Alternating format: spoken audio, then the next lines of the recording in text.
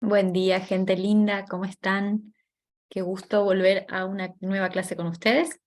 Ya en la próxima nos vamos a encontrar en serio todos, para los que hacen la clase en vivo. Así que bueno, esta va a ser la última grabada. Y bueno, espero que podamos sacarle provecho. Les vuelvo a decir esto antes de arrancar, de que si van teniendo dudas, no se preocupen, no se asusten, que no hay nada que no se pueda aprender, no se pueda resolver, no se pueda volver a explicar. Así que no se asusten si la ven difícil en alguna parte o si no van entendiendo algo, vayan anotando sus dudas y vamos a ir sacándonoslas en las clases que vienen, cuando nos podamos comunicar eh, en un ida y vuelta. Y bueno, los que vean las clases grabadas, sí o sí, todas, igual pueden ir escribiéndome. eh, y bueno, espero que puedan no tener espero que puedan no tener ninguna duda, pero si la llegan a tener, no se preocupen.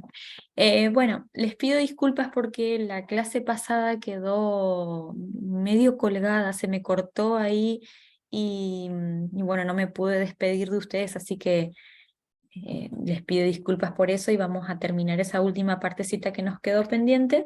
Y bueno, quiero que en la clase de hoy terminemos la unidad 3, así que vamos a ponerle ficha como para poder terminar. ¿Qué les iba a decir?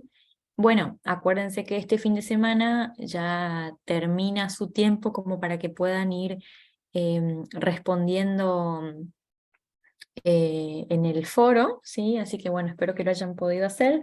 Si hay alguno que por alguna situación particular, personal, complicada, no lo pudo hacer, por favor comuníquese personalmente conmigo. Si no tienen mi contacto, pueden pedirle a Abraham, pero bueno, solo en aquellos casos donde es realmente comprensible la situación, y si no, bueno, espero que lo puedan terminar en estos días. Así, bueno, también les puedo dar después el segundo trabajo, entonces pueden ir adelantándose, no para que lo tengan que hacer ya, pero cuanto ustedes antes lo tengan, más rápido van a poder ir resolviéndolo a medida que se van liberando de otras cosas, otros trabajos que tengan que hacer. Pero bueno, ya vendrá esa parte. Si llegamos hoy eh, a terminar bien esto, en la segunda parte de la clase les explico el nuevo trabajo y si no lo dejamos para la semana que viene, que bueno, ahí supongo que ya nos vamos a poder encontrar, como les digo, en un ida y vuelta y puede ser mejor. Pero bueno, dependemos un poco de cómo nos vaya hoy. Quiero que miremos un poco el PowerPoint que, que teníamos de la unidad número 3 y nos habíamos quedado en esta partecita. Bueno, nos habíamos quedado en los modelos conceptuales, ¿sí? Habíamos visto estos acá, los modelos de base cognitiva, que son los más utilizados para explicar los trastornos, traumas, los trastornos de estrés postraumático. Pero bueno, acá yo les traje este recorte del libro, que si bien es un recorte para psicoterapeutas, quisiera que tomemos algunas cosas como las que, bueno, las que les puede servir, las que podemos utilizar para nuestra clase, para nuestro curso, perdón, y bueno, y lo que no, que es pura y exclusivamente del área de la salud mental, simplemente lo descartan y listo. Pero creo que esto puede servirles como para tener una mirada distinta de lo que se suele decir o de lo que se suele tener en cuenta a la hora de ayudar a otros a elaborar un proceso traumático. Acá lo que dicen son los elementos para una psicoterapia, para las situaciones traumáticas, basada en factores positivos de cambio, ¿sí? Acá vamos a ver dos columnas. En la primera, como dice ahí, elementos clásicos en psicología, quiere decir como las técnicas o los recursos o las formas en las que se viene o que se suele trabajar, ¿sí? Como un poco más estructurado. Ay, me molesta ahí ver mi anteojo verde, pero bueno, ustedes miren la pantalla. Yo justo me veo ahí, me molesta porque me refleja. Pero bueno, comentarios entre paréntesis que no tienen nada que ver. Bueno, yo creo que ya me conocen, ¿no? Y después en la segunda columna, ustedes van a ver que hay posibles elementos idiosincrásicos de las situaciones de trauma, culpa y duelo. ¿sí? Quiere decir que el cambiar la idiosincrasia quiere decir que cambiemos un poco de las ideas estructuradas que tenemos, ¿sí? Entonces la idea es con esta segunda columna ver una posibilidad de cambio o una nueva visión en comparación con la columna anterior. Vamos a ver un ejemplo, así ustedes lo pueden entender mejor, y bueno, vamos a ir viendo una por una. Dice, en los elementos clásicos, no les voy a ir diciendo el título, sino que les voy a ir leyendo directamente la primera y la segunda, la primera y la segunda. Explicar los síntomas y la enfermedad que la persona padece. Es decir, como que hacer un listado de, está sintiendo esto, esto y esto. ¿Es verdad? Sí, no, o que la persona también explique cómo se siente. Entonces, la idea de un cambio es a la persona generarle la curiosidad y el aprendizaje sobre sí mismo a partir de lo que vive, a partir de esa experiencia, ¿sí? Entonces, que sea como una exploración de la persona, no que yo le tenga que dar una lista de los síntomas que tiene. Entonces, ese espacio permite explorar los límites de uno mismo y ver hasta dónde uno puede llegar a sentir o experimentar.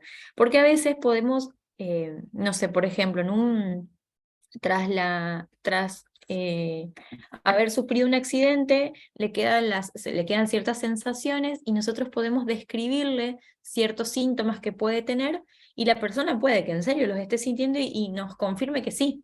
Sin embargo, si nosotros no abrimos este espacio de curiosidad, de aprendizaje, de que se conozca a sí mismo, a sí misma, eh, podemos limitar que nos exprese realmente todo lo que sintió, como que se quedan con nuestro discurso. Entonces es importante darle esa apertura que pueda hablar. Y sobre todo, como vamos a ver un poquito de ahí y que ya estuvimos charlando algo, que puedan entender que hay cosas que son incontables, ¿no? Que a veces no se pueden contar y que no tienen una explicación lógica, pero quizás la persona de alguna u otra manera puede ir poniendo en palabras esas sensaciones que está teniendo, o quizás no, pero que también haya lugar para eso, ¿no? Después, vuelvo a los elementos clásicos en psicología, la importancia de obtener un relato, es decir, que pueda contar, y la idea de algo nuevo es que que motivemos a la persona a aceptar el hecho traumático como algo que es difícil, como recién les decía, como que a veces es inenarrable, es decir, que a veces no se puede contar. No necesariamente tiene que ser el apoyo nuestro en que la persona describa de manera pormenorizada lo que le pasó. Sí es necesario que la persona hable, exprese de alguna manera, pero no necesariamente el hecho, porque no siempre va a tener, o en la mayoría de las veces, ¿no? No tiene una explicación lógica, ni lineal, ni siempre coherente, sino que predominan más las emociones y las sensaciones más que el poder contar algo concreto de lo que pasó. Entonces, obtener el relato no es lo más significativo para trabajar con las personas. Después, por ejemplo, utilizar algunas frases tranquilizadoras que supuestamente denotan comprensión, como es te entiendo, imagino por lo que está pasando usted, que ojo, son con la mejor intención, pero a veces no sirven. Entonces, el entender lo ocurrido no siempre va a ser así, no siempre voy a entender. Y la persona se va a dar cuenta que yo no lo puedo entender. Entonces, la sensación de encontrarse como distinto a lo que siente el otro, como dice la alienación, tiene que ser desde el apoyo. No es que te entiendo o imagino lo que estás viviendo, sino que acá estoy para que todo eso indecible, todo eso indescifrable, me lo puedas contar, podamos ir trabajándolo y que de alguna manera yo pueda ponerme en tus zapatos, no como entendiendo, no como comprendiendo, pero sí desde el lado compasivo. ¿Se entiende? Ojo, que en muchas oportunidades sí se va a dar esto de decirle que lo entendemos y que imagino por que imaginamos lo que está pasando, porque realmente es así. Cuando realmente es así, es válido decirlo. Ahora, decirlo solamente porque sea una frase de compasión no es válido, porque nuestros inconscientes lo saben. Entonces, otro de los recursos que se utilizaba, que se utilizan, es animar a vencer el aislamiento y relacionarse con los demás. Ahora, es importante reconceptualizar ese repliegue, es decir, ese volverse para uno, no querer contar, no querer juntarse con gente y demás, como algo que es un movimiento interno positivo, ¿sí? Entonces, uno puede ayudar a que eso le dé una sensación de seguridad, a que como dice ahí, explorar conjuntamente alternativas que no sean como una amenaza, porque muchas veces el hecho de que no esté solo y que se junte con otros para que salga, no es lo más válido para la persona en un primer momento. Y entonces podemos ayudarlo a que busquemos algunas alternativas en las que no se sienta amenazado y que no recurra a un aislamiento para siempre, ¿no? Pero que en ese momento, con nuestra compañía, podamos aceptar y comprender su momento, ¿no? No incentivar a que sí o sí salga o, algo, o haga algo así. Después, por ejemplo, pretender olvidar lo sucedido como un objetivo terapéutico, ¿sí? Como un objetivo dentro de nuestro tratamiento, nuestro trabajo con esta persona es bueno que se olvide. O sea, uno no olvida. Es mentira olvidar lo que pasó. Pero sí, lo que se puede hacer es reelaborar un sistema de creencias que sea capaz de integrar lo vivido.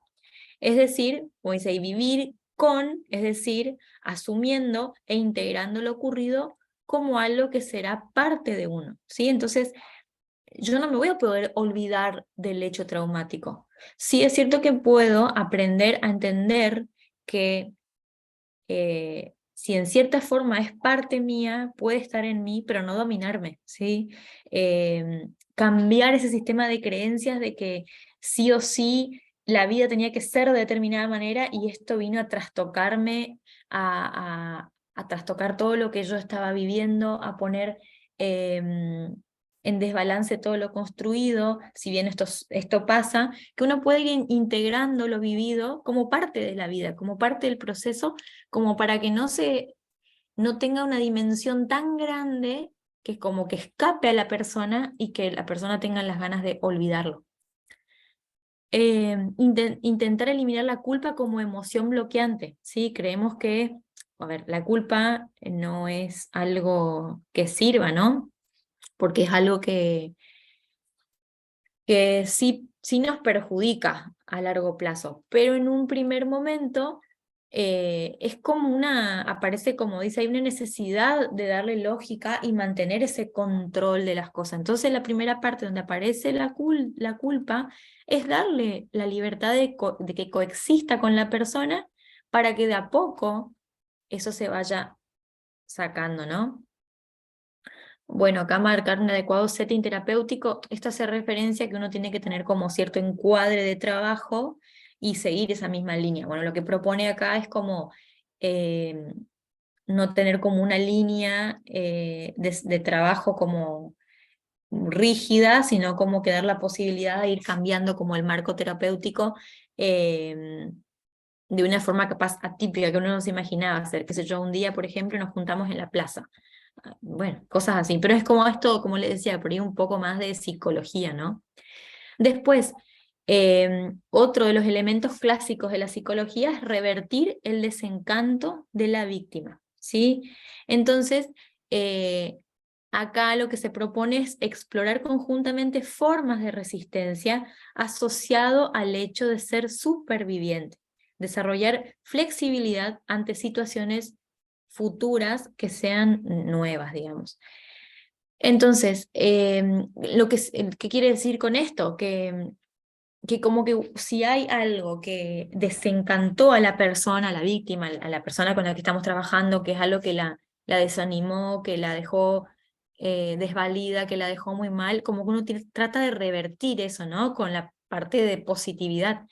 Y quizás lo que hay que hacer es que esto no siempre lleve como algo sí o sí, como psicología positiva porque sí, no, sino que sea el momento de bueno, te toca vivir esta situación, vamos a hacerlo juntos y esto que sirva de escuela para una próxima situación que esperemos que no sea de este modo, ¿no? Pero si te tocase transitar algo difícil, que esto sirva como una parte del desarrollo de esa flexibilidad ante eso nuevo que venga.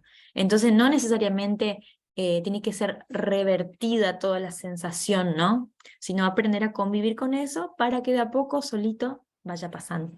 Todo lo que se hace bajo presión no funciona, ni a corto ni a largo plazo. Entonces todo requiere un tiempo de elaboración con acompañamiento y, y respetando el tiempo de cada persona, pero tratando de elaborar todo esto de manera sana.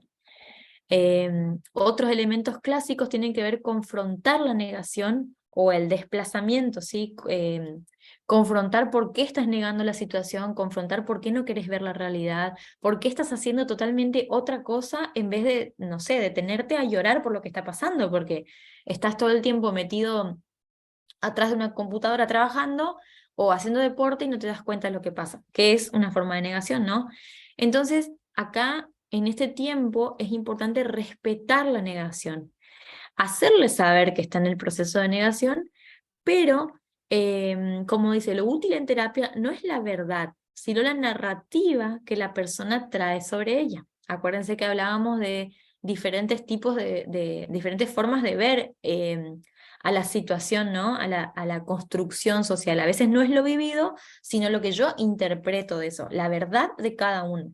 Entonces, cada uno tiene, como dice ahí, respetar la capacidad de desarrollar humor negro. Mucha gente, mucha gente hace eso, y otras formas de minimizar la realidad. Entonces, nuestra parte es el respeto. Eso no quiere decir que tengamos que quedarnos ahí, sino que a medida que acompañemos, podemos ir marcándoles que no están en un lugar real, ¿no? Sino que están en un mecanismo de negación. Después, otro de los objetivos a veces es minimizar el sufrimiento. Entonces, lo que tenemos que tratar de hacer es darle sentido a ese sufrimiento.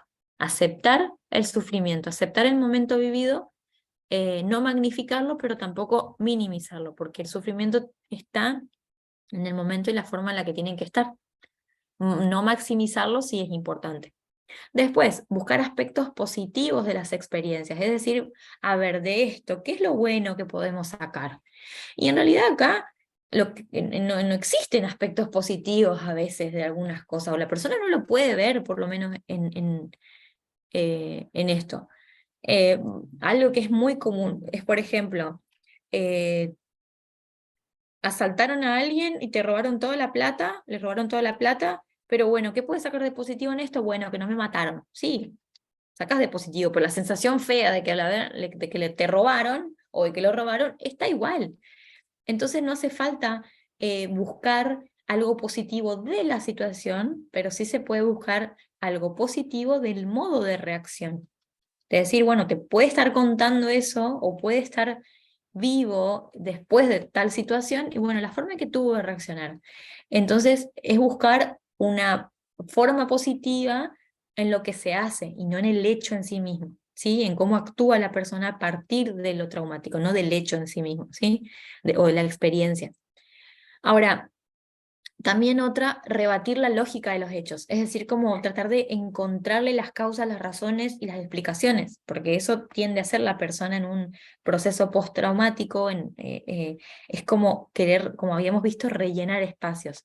Pero bueno, lo interesante es aceptar lo ilógico como constituyente del mundo, es decir, que hay un montón de cosas que son un misterio, que son ilógicas, y que esa incertidumbre es parte de nosotros. No le vamos a poder buscar explicación a todos, encontrar la explicación a todos, mejor dicho.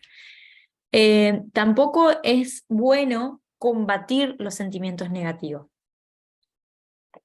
porque sería como algo que haga reprimir las emociones. Entonces, nosotros tenemos que ayudar a aceptar el resentimiento, la rabia, el rechazo al perdón, porque muchas veces no se da enseguida, como opciones preferibles antes que meternos adentro el daño, la introyección, la autoagresión, la autoflagelación, lastimarse a sí mismo, la culpa. Entonces es mejor aceptar que ahora no puedo perdonar ciertas cosas en vez de cargarme de un resentimiento. Entonces, todo lo que uno haga para la aceptación en el primer tiempo va a ser mejor para poder reelaborarlo después, no una presión de, así como Jesús perdonó, vos tenés que perdonar. A veces no se da en ese tiempo, hay que darle como su proceso para que después con la lógica pueda llegar a esa parte de racionalizar esa emoción que tiene en ese momento. Pero en el primer momento eso no se puede. o no es tan fácil para todos. Bueno, otra cosa acá es como tener la psicoterapia como algo íntimo y privado, es decir, esto de la consejería, del acompañamiento pastoral, sino que a veces puede ser como testimonio público. Eso es muy fructífero, ¿no? Sabemos muy bien que el testimonio ante otros, creyentes y no creyentes, ayuda muchísimo para animar a otros, ¿no? Y sobre todo para que sea un proceso terapéutico para la persona que lo habla. Así que bueno, esto es en relación a todo lo que tiene que ver con trauma. Vamos a ver ahora, nos adentramos un poco en lo que es el duelo. Bueno, acá me gustó esta frase de Víctor Frank que dice, un sufrimiento del que no se tiene conciencia es un sentimiento estéril, porque si se vive sin conciencia y sin sentido, se vuelve sordo, este sufrimiento, destructivo, intolerante y estéril. En cambio, el sufrimiento vivido con sentido trasciende a la persona y puede ser una oportunidad para el crecimiento personal. Me encantó, porque es muy sabio, como les decía, de su propia experiencia. Entonces, la idea del sufrimiento es darle sentido, es buscarle ese sentido. Em, Uno, cuando ama, tiene siempre el riesgo del dolor, de una u otra forma, ¿no? Y cuando uno pierde a ese objeto de amor, eh, obviamente que va a transitar un proceso que es muy doloroso, ¿no? O sea, el duelo duele, así de simple. Duele y muchas veces duele mucho, porque nos encontramos con algo que es sorpresivo, pero la única forma de salir adelante es viviendo el proceso, no querer saltarlo, no querer evadirlo, no querer negarlo, sino vivir el proceso. Es la forma de la sanación del duelo.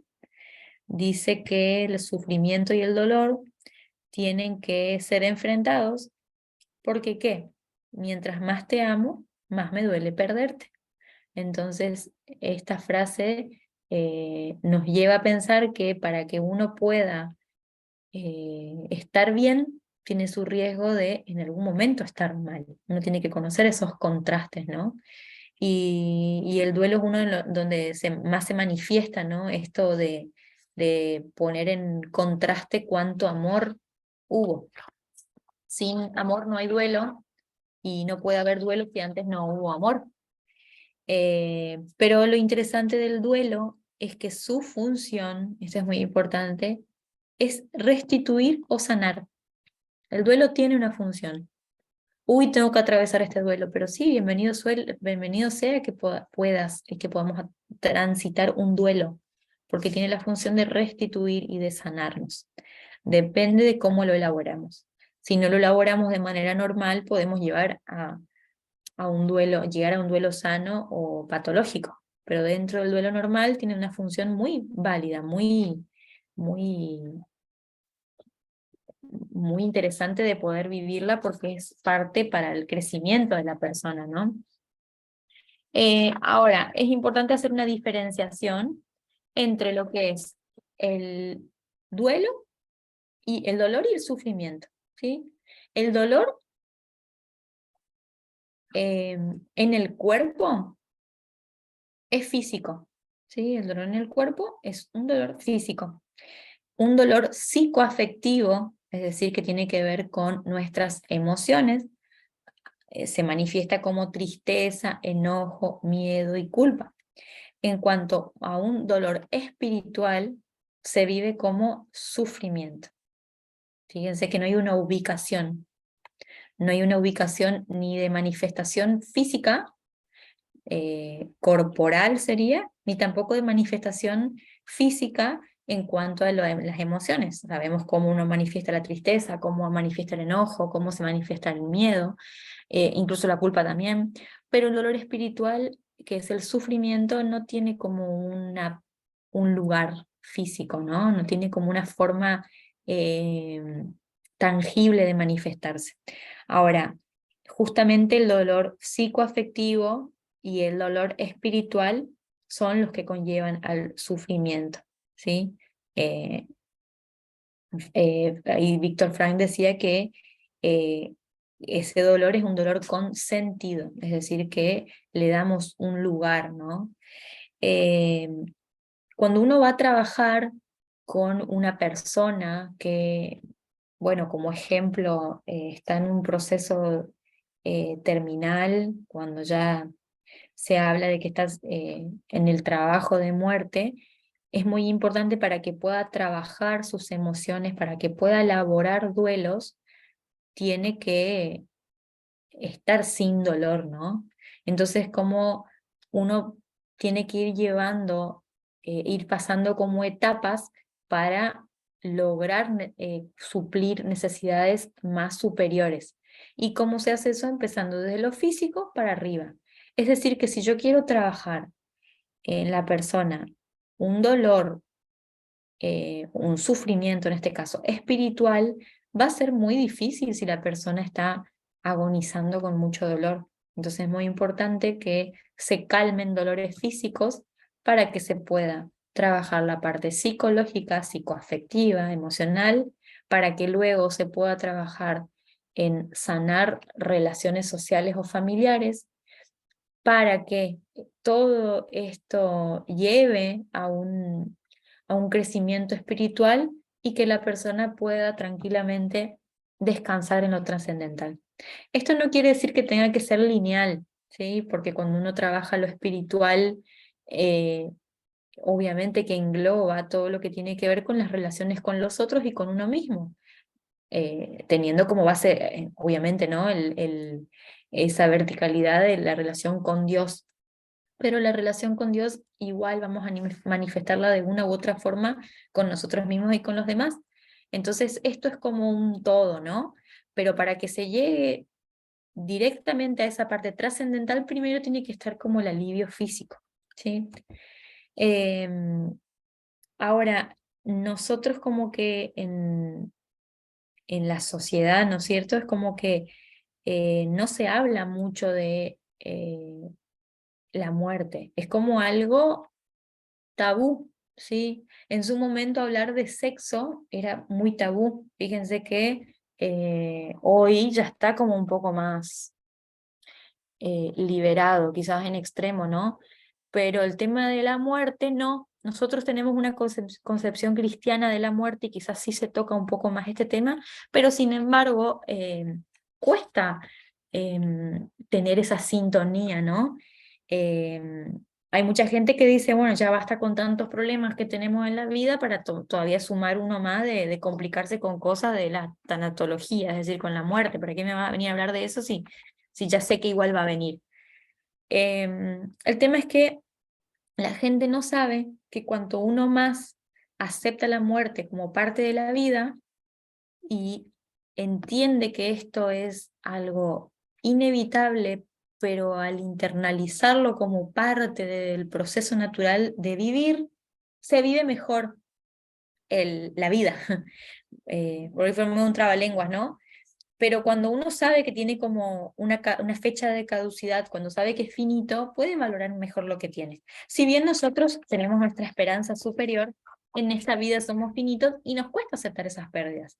¿Y qué es esto? Que cuando uno entiende que hay cierto sufrimiento que uno va a atravesar, eh, quizás aprende a disfrutar y a gozar más la vida en los momentos en los que son buenos. Em, Hay una autora que dice que es preferible, de manera metafórica lo dice, vivir en el cielo o en el infierno, pero no en el limbo, en el no saber, en el que no pasa nada, porque es una forma de negar la realidad. Sería como estar muerto en vida, dice. Porque si un ser humano no es capaz de tocar el dolor y el sufrimiento, tampoco va a saber cómo es estar feliz y cómo experimentar la alegría, porque no tiene ningún punto de comparación. Entonces vivir neutro y así es no vivir, vivir como tibios, ¿no? Entonces el dolor y el sufrimiento para la persona es una oportunidad para crecer. Pero bueno, cuando todo le sale bien al ser humano, cuando todo marcha sobre ruedas, cuando eh, todo va bien, como que no hay una oportunidad de aprender, una oportunidad de aprendizaje. Eso no quiere decir que uno tenga que buscar el dolor, no, no, nada que ver.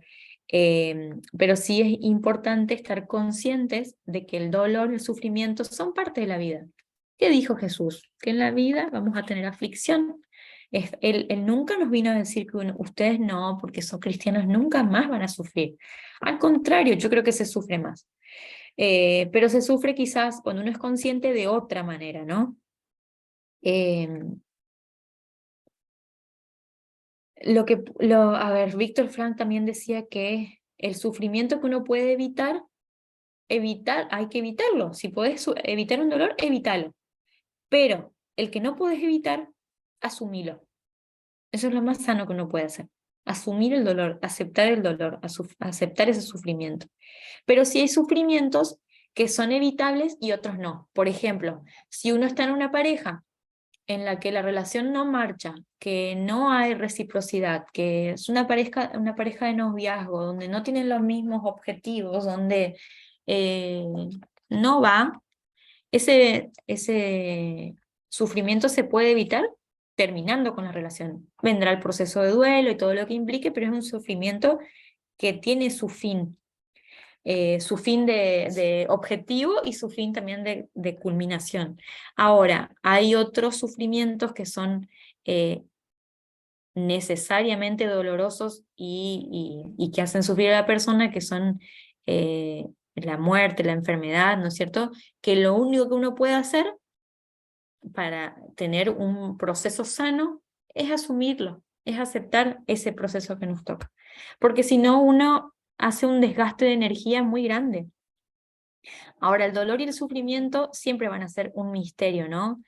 Nos producen como una sensación de respeto, de algo que uno como que no, en lo que a veces no se quiere meter mucho porque, bueno, no conozco demasiado de esto. Pero ¿qué pasa cuando nosotros la situación nos viene como encima, cuando inevitablemente nos toca de manera cercana? Es como que ahí uno no le puede ser indiferente a eso. Y uno viene a entender de que uno algo con eso tiene que hacer. Eh, entonces, cuando uno vivencia ese sufrimiento de parte de otra persona, cuando está en el lugar de acompañante, uno a veces se pone en el papel de querer acompañar obviamente a ese doliente y le dice frases, como habíamos dicho esas frases medio trilladas de eh, se nos adelantó, solo se nos adelantó, bueno, ahora tenés que ser fuerte porque tenés hijos que sacar adelante, menos mal que dejó de sufrir, está mejor que nosotros, como que son frases medio trilladas, y la persona que va a decir, ajá, sí, todo bien, yo entiendo eso, pero a mí venía a decirme algo con esto que estoy sintiendo. Y ahí es la parte donde se complica porque una cosa es el duelo racional, donde la persona entiende, y otra es el duelo emocional, que no tienen la misma eh, línea, ¿no? No es lineal lo cronológico con lo emocional y lo racional. Eh, ¿Y qué pasa? Entonces la persona puede tener diferentes actitudes negativas frente al sufrimiento, ¿no? Una puede ser el masoquismo, que es donde la persona se abandona al sufrimiento innecesario, eh, puede evitar sentirse un poco mal, pero no hace nada para evitarlo y se queda como pegado a ese dolor y sufrimiento y se tortura incluso lo disfruta, quizás inconscientemente, pero hay cierto beneficio en eso que está haciendo. Después hay otra de las posibilidades que es el escapismo, entonces la persona acá como que huye todo el tiempo del dolor, eh, es como el hacer demasiadas cosas o sumergirse en el alcohol, en las drogas, o por ejemplo, acá conocí una señora que había transitado el duelo esposo y sus hijos, con toda la buena intención, lo que hicieron fue llevarla a Buenos Aires por 5 años. Después, bueno, ella como que no quería, pero aceptó lo que los hijos le dijeron para que no sufra. ¿Y qué pasa? Después de los 5 años volvió a su casa. ¿Y qué pasa? Recién ahí se encontró con el duelo. No lo afrontó en su momento y tuvo que enfrentarse a eso después de 5 años, porque volvió a su casa con sus recuerdos, con sus cosas. En su momento fue un escapismo. Después otra de las actitudes que se pueden tomar que es negativa es la apatía, cuando la persona es como que no puede sentir, como que se queda sin emoción, atrapada en una insensibilidad, no puede llorar, es como que es una anestesia emocional y es como un desinterés.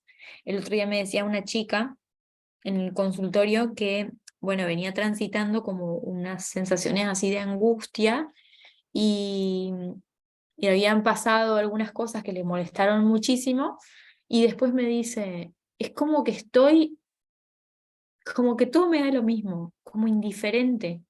Y le digo, bueno, ¿qué pensaba de eso en base a lo que venía transitando, que era muy angustiante? Y me dice, es peor, porque cuando yo estaba triste, cuando estaba angustiada, yo sabía que estoy viva sufriendo eso. Ahora es como que no me interesa nada. Entonces se vuelve en la apatía, ¿no? Después, otra de las actitudes que se pueden tener es la autocompasión. Es decir, que la persona vive todo ese dolor, todo ese sufrimiento como algo injusto para su persona. Entonces esa actitud de injusticia puede llevar a la persona a la depresión, a tener un gran enojo incluso contra sí mismo. Es decir, primero ese enojo va hacia la gente, hacia el difunto, por ejemplo, hacia a la persona que se perdió, puede ser en una ruptura emocional. eh, y después ese enojo se introyecta hacia la propia persona. Y otra de las características que tienen el sufrimiento negativo, digamos, o una de las posibilidades de la actitud negativa, es el autismo, cuando la persona de manera consciente se aleja de su entorno, se hace como la que no habla, ¿no? De eso, no sale, es como que la sociedad vea lo desafortunada que es esa persona, que es el famoso papel de víctima, ¿no? Obviamente que todas esas actitudes no ayudan en lo más mínimo a elaborar un proceso normal, la persona queda envuelta en un proceso patológico, no sano. Ahora, alguien, dice la autora de este libro, ¿no? ¿Alguien puede decir en algún momento que no va a morir o ser ajeno a esto? Todos sabemos, pero como uno lo ve como algo lejano, como que no ves que eso te va a pasar cerca. Nosotros tenemos esa mentalidad o esa inconsciencia de lo infinito, ¿no? Que creo que es una parte de lo que tenemos interiormente, que es esa sensación de lo eterno, justamente por lo que nos lo da Dios, pero, pero eso también a veces es contraproducente para la lógica de la vida, de que uno se siente como inmortal. Ahora sí es cierto que cuando el dolor, la pérdida, la muerte, el sufrimiento nos tocan la puerta, es como uno se encuentra en que no sabe qué hacer con ese cúmulo de emociones, de sentimientos que nos dan esa pérdida, ¿no? O ese dolor. Pero cuando uno está acompañando a personas así, es importante tener un pequeño diagnóstico, un panorama de esto, para saber qué decir y qué no, porque a veces uno puede tener la mejor intención entre esto, eh, pero no sabe bien cómo manejarlo, ¿no? Pero sí es interesante que uno lo aprenda de sí mismo, lo que siempre les digo, de uno mismo, para poder eh, proyectarlo y trabajar con los otros de la mejor manera posible, ¿no? Ahora también hay otras formas de reprimir o de evitar las emociones y los sentimientos, ¿sí? Que una es, por ejemplo, la represión mental, eh, ¿qué pasa? Los sentimientos son tan ocultos que no somos conscientes de esos sentimientos que tenemos. Es como que este sentimiento es tan desagradable, tan mal visto, que no quiero saber nada, no quiero ni sentir eso. ¿Sí? Entonces no lo quiero ni pensar. Entonces se reprime mentalmente. Después hay otra de la represión energética. Entonces, uno utiliza mucha energía para guardar, replegar, reprimir esos sentimientos, y eso es tan grande eh, que uno puede sentir esa sensación de nudo en la garganta, de dolor, de un peso acá en el pecho, de un peso en la espalda, donde el caminar es como medio lento, porque es como una represión de la energía, está contenida. Y obviamente que eso se manifiesta de manera inconsciente. Y la represión corporal tiene como diferentes formas de manifestarse, que una, por ejemplo, es la disminución de la respiración, como respirar como al mínimo, y entonces entra menos oxígeno al cuerpo, se oxigena menos el cerebro, y tenemos menos energía, y de esa forma entonces también uno como que oculta lo que siente, ¿no? Eh, la autora de, ya les digo, el libro Tanatología, Tanatología, la inteligencia emocional y el proceso de duelo, para que sepan un poco más de dónde lo estoy trayendo, ¿no? Eh, Dice que nosotros sentimos a través de la respiración, y en el momento en que la disminuimos, también disminuye el sentimiento. Entonces, esa sensación, como uno no lo está sintiendo conscientemente a eso que nos está pasando, lleva a la angustia, a esa parte en la que uno no entiende, pero siente feo. Puede llevar a casos extremos de crisis de pánico, ataques de pánico, crisis de ansiedad.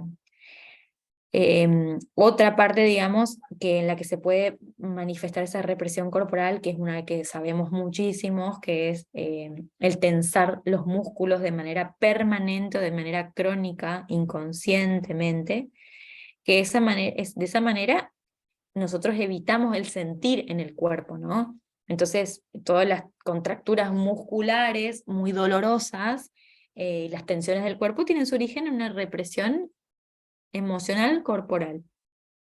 Después, por ejemplo, el activismo, que es el hacer demasiado, ¿sí?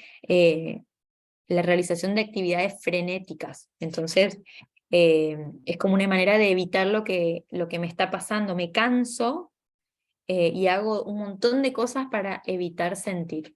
Que está bien hacer actividad física y hacer cosas como para liberar y generar más eh, dopamina, serotonina, pero no excesivamente. O sea, esa es un activismo. Y también las actividades variadas, donde la persona como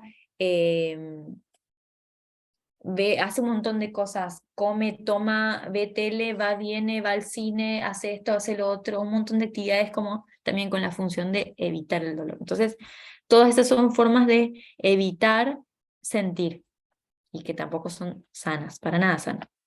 Me interesó esta frase que dice que el hombre no es dolor, es decir, que lo que nos está pasando en el momento de dolor no significa que determina a la persona, al hombre. Entonces el hombre no es dolor, el hombre es más que su dolor, el hombre tiene dolor, el hombre es doliente. Entonces él tiene dolor y está transitando este momento, quiere decir que en este momento es doliente. No es que la persona va a estar inmersa en el dolor para siempre. Es importante entender las situaciones como momentos de la vida, como que esto no va a ser para siempre, sino que es, como yo digo siempre, como un paréntesis que tenemos que aprender a vivirlo en el momento, aceptarlo, no va a ser para siempre. En algún momento lo vamos a cerrar y la vida continúa. Ahora, voy a ver la hora. Todavía estamos re bien. Los duelos, como les decía, la función del duelo es restituir o sanar, pero los duelos pueden ser normales o patológicos. Normales cuando se cumplen los procesos de manera normal, vamos a ver que tiene diferentes fases, que tiene diferentes etapas. Entonces ahí es donde se elabora un duelo normal y se llega a restituir o sanar, e incluso la resiliencia y tener un aprendizaje de ese dolor. O también puede ser patológico cuando la persona se queda pegada al dolor. Eh, y el hecho de que, perdón, me quedé pensando en el patológico que tiene que ver con lo que venía después, que ya les voy a decir. Los duelos también pueden ser anticipados o anticipatorios, y también pueden ser al momento de la pérdida. Anticipatorios es que se inicia eh, y después llega la pérdida, continúa hasta cerrar el ciclo. ¿Qué quiere decir eso? Por ejemplo, una persona que tiene a un familiar o a un amigo o una persona cercana en una situación terminal, ¿no? Eh, o si no, también puede ser cuando la persona quiere separarse y ya va pensando antes, bastante tiempo antes, cómo va a ser el estar sin esa persona. Entonces ahí es anticipado ese duelo y se termina eh, una vez que la situación pase, la muerte o la separación, hasta cerrar el ciclo. A veces se dice que son como un poquito más fáciles de elaborar, dependiendo de cada persona. O los duelos pueden empezar al momento mismo de la pérdida. Y acá está lo que les decía, que se caracterizan por la intensidad y la duración. Entonces, el duelo patológico va a depender, si es duelo patológico o anormal, de la intensidad, es decir, que si la persona no manifiesta dolor, por ejemplo, por el contrario, el dolor le impida vivir, ¿sí? Entonces esa intensidad va a depender de qué tan patológico o no va a ser. Y también tiene que ver con la duración, que es patológico cuando excede los 2 o los 2 años y medio. Pero es importante saber que cada persona es distinta y que en relación a la duración, por ejemplo, sobre todo, va a depender mucho del contexto de la persona, de los recursos que tenga, de si está acompañada, no acompañada, si aprendió de cosas anteriores o no, eh, si era un poco independiente o más dependiente, si cuál fue la persona al momento en que lo perdió, si fue inesperado.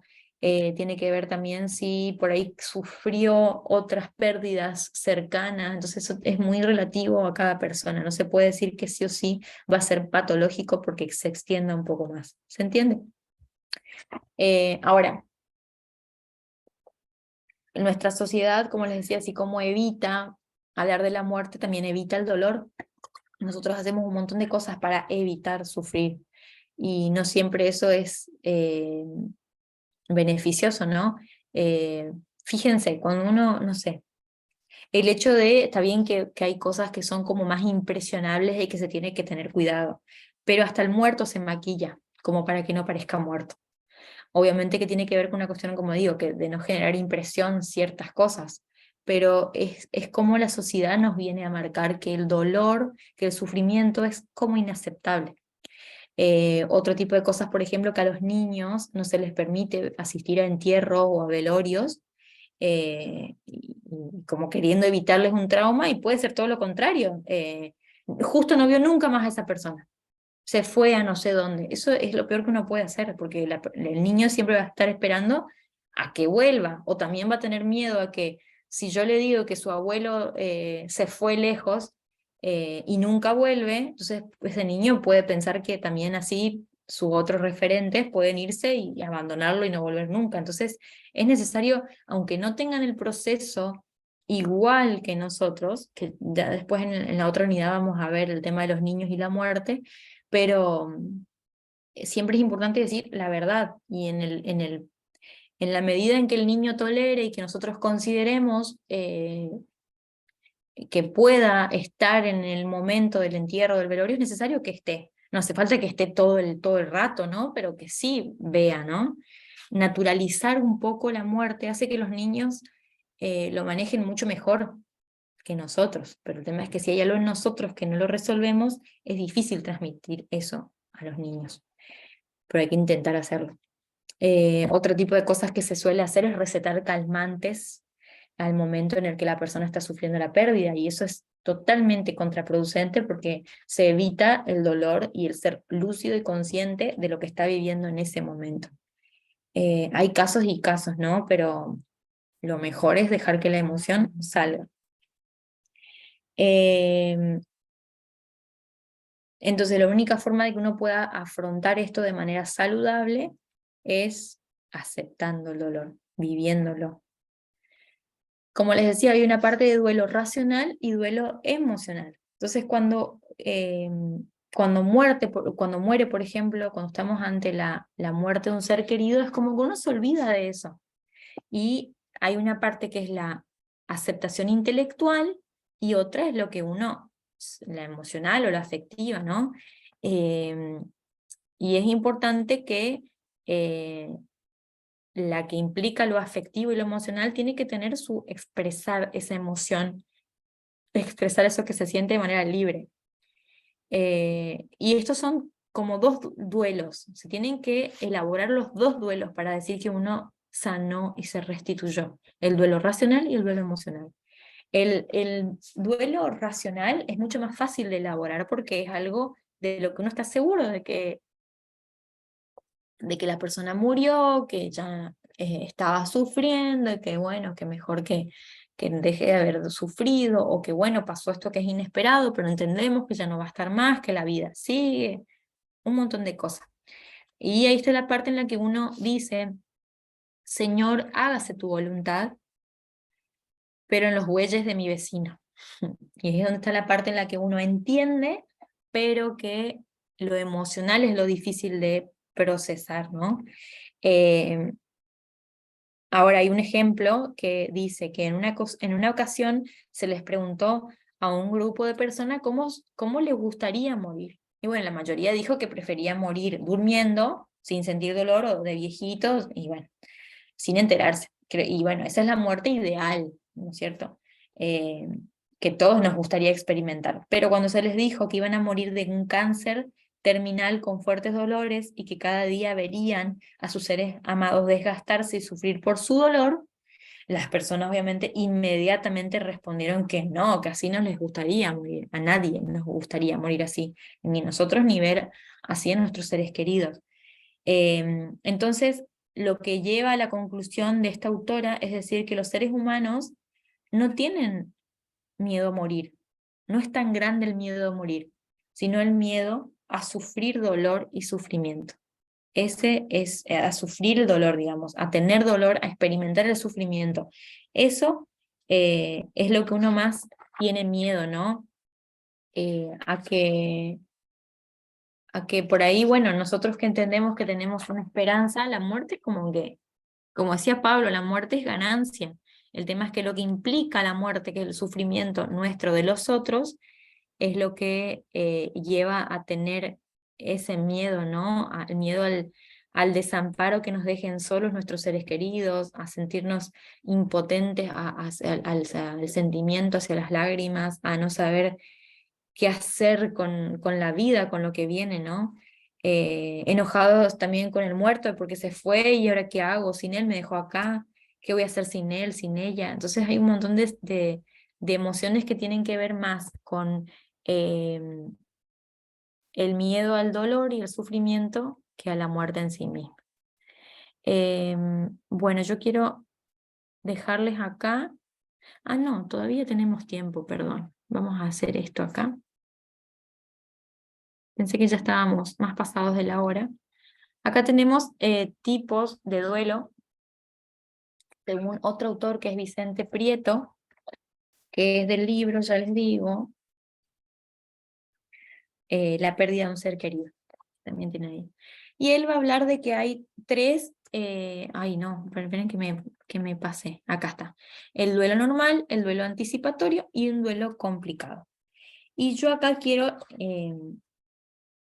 leerles ejemplos, si me dan tiempo que les lea. Entonces, el duelo normal tiene que ver con lo que pasa se inicia inmediatamente después, por ejemplo, del fallecimiento de alguien o de una ruptura, una pérdida.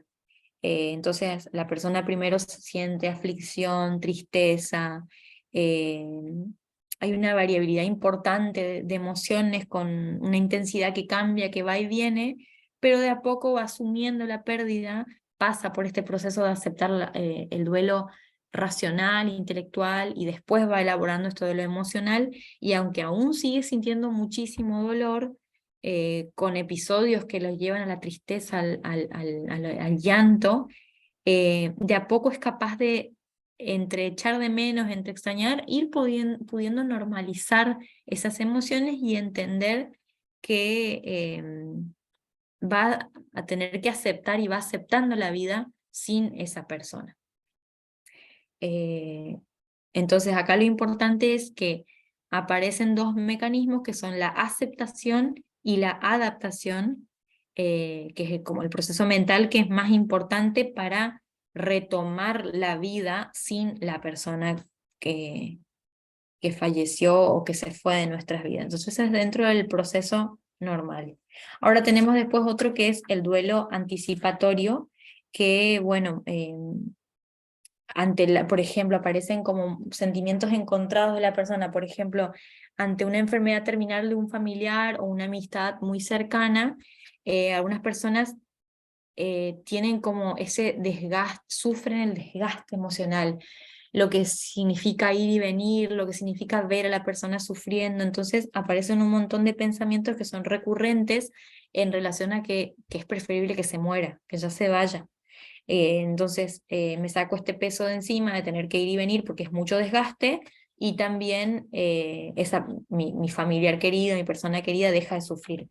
Y eso genera un montón de sentimientos de culpabilidad, ¿no? Por estar pensando o sintiendo eso. Sin embargo, es algo muy recurrente del duelo anticipatorio. Y acá les quiero leer un ejemplo. Dice, Eduardo organizó su despedida. María, una antigua paciente, vino a consulta porque su hermano Eduardo estaba en la fase terminal de su enfermedad, un cáncer de intestino. En el último mes se sentía deprimida, con pena por su hermano, que llevaba un año luchando con esta maldita enfermedad.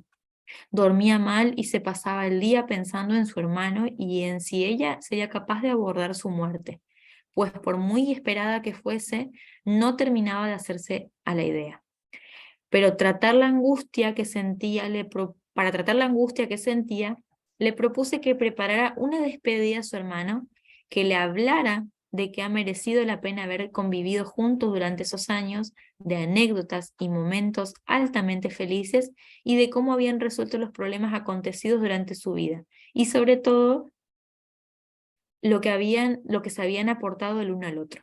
María me pidió que fuese al hospital para hablar con su hermano e intentar apoyarle emocionalmente durante sus primeros días. Mientras María estaba preparando esta dolorosa despedida, le propuse a su hermano que hiciera algo por el estilo, despedirse de las personas que quisiera. Le sugerí una tarea de papel y lápiz en la que tenía que describir por qué había merecido la pena vivir, y me dijo que intentaría hacerla. Eduardo, que era plenamente consciente de que no quedaba mucho tiempo para que le sedaran, le dio una vuelta al asunto y le contestó a María que estaba conforme con la propuesta. Elaboró una lista de las personas más queridas y las fue convocando una a una en su habitación del hospital para dedicarles unas palabras de despedida. No de tristeza, sino de agradecimiento mutuo. María me comentó que totalmente tranquilo a pesar de su situación vital, fue un ejemplo a seguir por su entereza, y las personas de las que se despidió quedaron muy reconfortadas. Al día siguiente empezaron a sedarle, y cuando el personal auxiliar arreglaba la cama, encontraron una hoja y un lápiz debajo de la almohada. En la hoja escribió por qué mereció la pena vivir y daba las gracias a su gente y especialmente a su hermana. Eduardo ya no se enteró de la alegría que manifestaba María, o quizás sí, no lo sé, dice este psicoterapeuta. 2 días más tarde falleció. María afrontó el duelo de manera normal y natural, con la tranquilidad de haberse podido despedir de su hermano de manera sencilla y haber vivido ese instante único e inolvidable con él. Te felicito, María, por promover la idea de despedirte en vida y de gustar ese instante.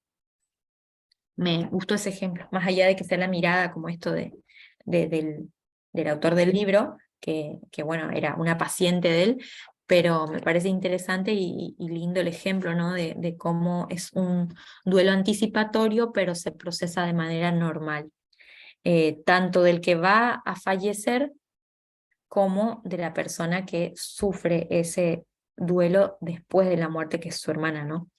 Después tenemos el duelo complicado, que tienen que ver con personas que tienen una relación de dependencia muy fuerte con la persona fallecida o con la persona con la que mantenían una relación, que es que la persona, por ejemplo, esa persona organizaba el día a día, suplía las necesidades de la familia, tomaba las decisiones más importantes, iba y venía, resolvía los problemas conforme iban llegando, era quien tiraba de la relación, ¿no? Eh, tiraba el carro de la relación, ¿no? Y bueno, esas personas experimentan el duelo y el cambio radical con mucho dolor y mucha tristeza por lo que significa en su vida, y es mucho sufrimiento, porque se perciben solas, desvalidas totalmente para afrontar la vida, y es como que se quedan sin un referente, ¿no? Sin cómo voy a hacer con todo esto que me deja. Tiene que asumir responsabilidades que antes no hacía, eh, y se muestran por ahí muy resistentes a resolver problemas o tener responsabilidades que no tenían a corto, mediano y largo plazo. Se ven como muy dificultadas con todo esto. Hay mucho temor a la soledad, a la separación, autoestima muy baja, trastornos de ánimo, trastornos de ansiedad. eh, entonces, como que después está eso, y después tenemos el caso extremo de las personas que están como muy enteras, ¿sí? Es como que no manifiesta una reacción emocional tras el fallecimiento de su ser querido, ¿no? Entonces, como que está como gestionando todo con mucha serenidad, hace todos los trámites pendientes, hace como todo, como si no pasara nada. Entonces, em, después, por ejemplo, eso se considera como un duelo retardado, que puede ser normal o complicado dependiendo de las circunstancias, pero que no está dentro del parámetro normal, ¿no? Y les quería leer este ejemplo, que también es un poquito largo, pero es interesante, que dice: Ada puede vivir sin Benito. 2 años después de fallecer su marido en un accidente de coche, Ada vino a la consulta para que le ayudara a salir de su estado de ansiedad y depresión. La paciente me comenta que llevaban 20 años juntos, que la relación era buena. Aunque habían pasado por varios momentos de crisis, los fueron superando.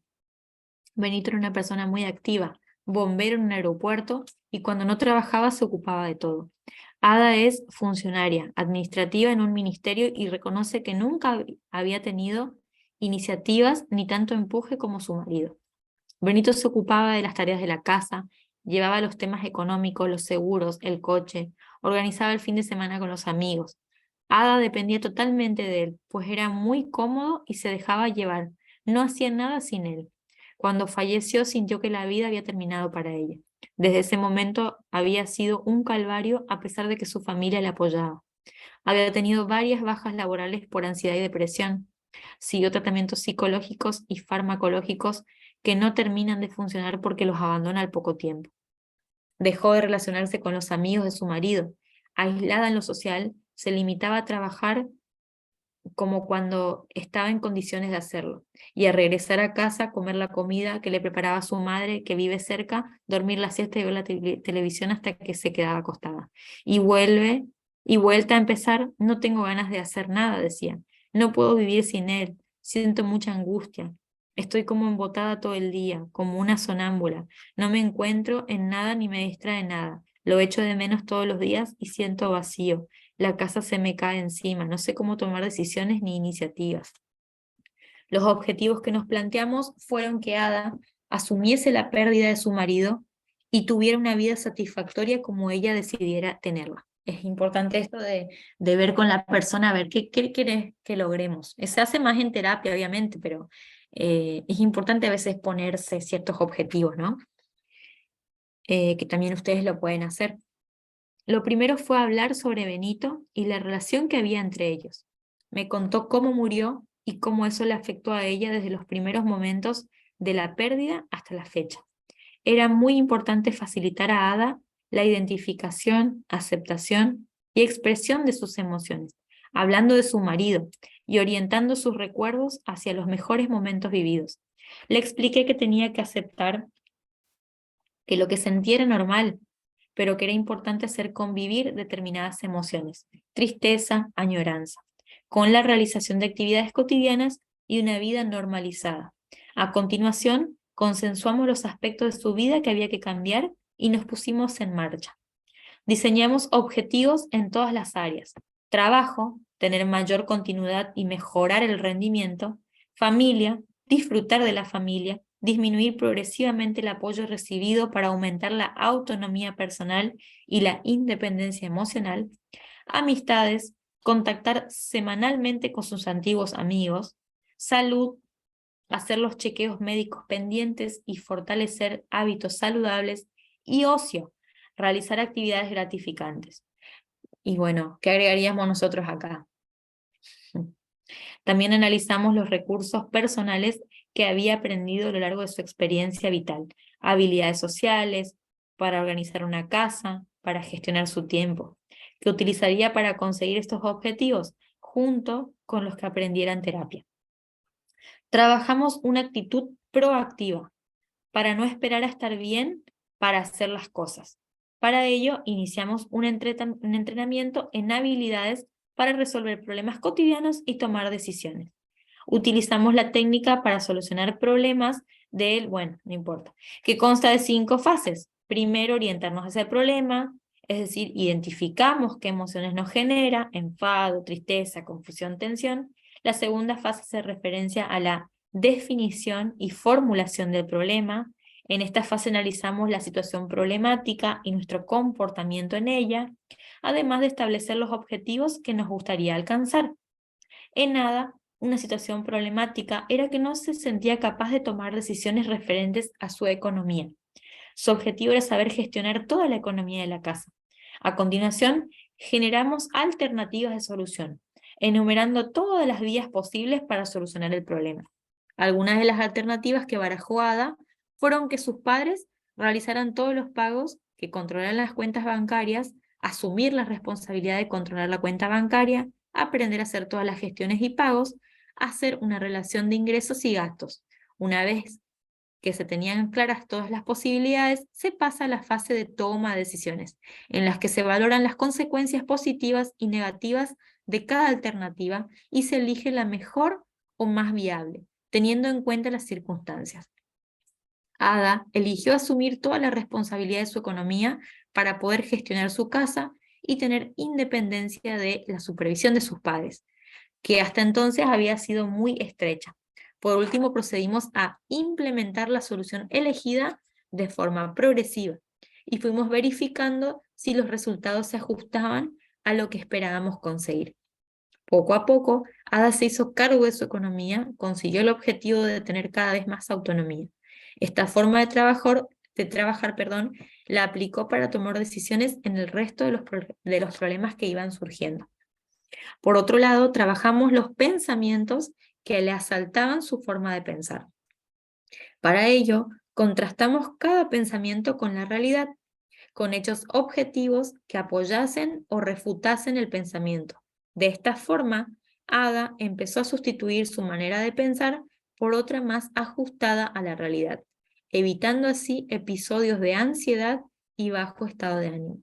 Por ejemplo, Ada afirmaba no poder vivir sin su marido.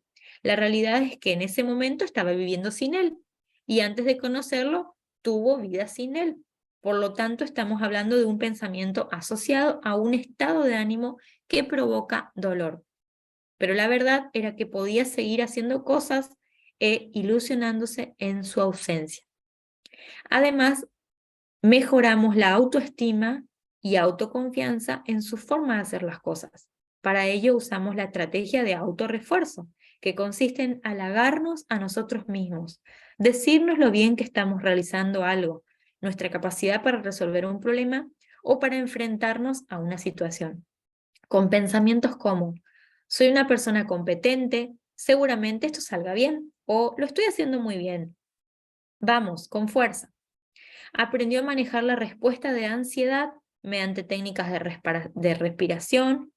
Y en primer lugar, bueno, acá dice cómo es la técnica, no necesariamente es lo importante.